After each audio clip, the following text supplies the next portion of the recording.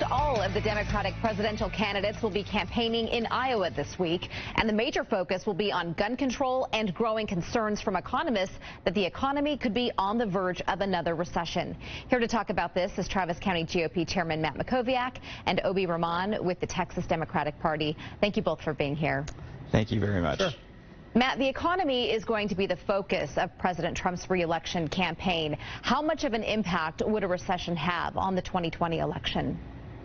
Yeah, so there's really almost no risk of a recession this year based on the economic forecast that we've seen.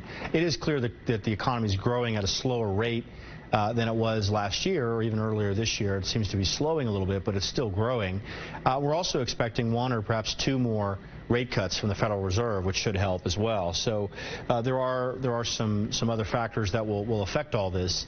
But sure, there is some reason for concern. The trade tensions with China are going to have an effect, although we saw the administration announce that they're going to delay some of the tariff increases till much later this year to not affect the Christmas season. So, look, the economy is the strongest argument that Trump has for his reelection.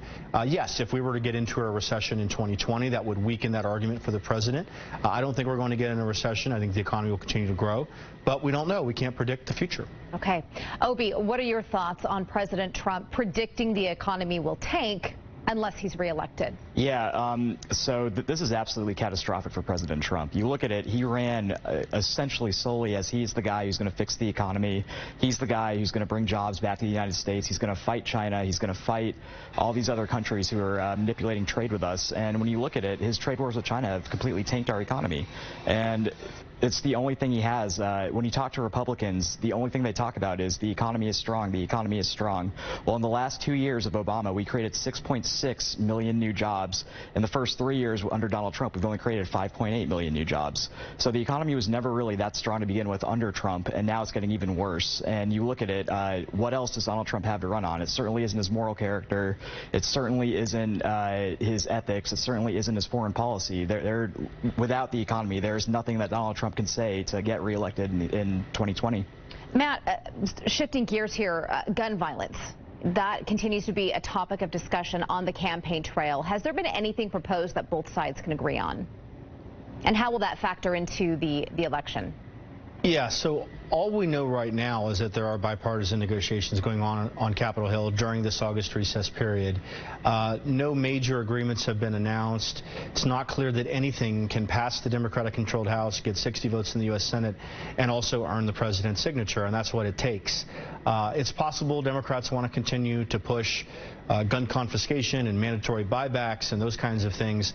Those things are never going to get a presidential signature or 60 votes in the Senate. So the question is whether Democrats are going to be able to accept more of a middle path, something that could perhaps increase background checks, something that could perhaps create a grant program for red flag laws for states that have those in place with due process. I think those are the kinds of areas where you could see some bipartisan agreement, but we'll have to see when they all come back from the August recess what can really move forward. Okay, we are running out of time, but Abhi, final thought on how gun control will factor into the 2020 election. Yeah, well, it's very interesting that Matt mentioned background checks because Democrats already passed that in the House. We passed that back earlier this year.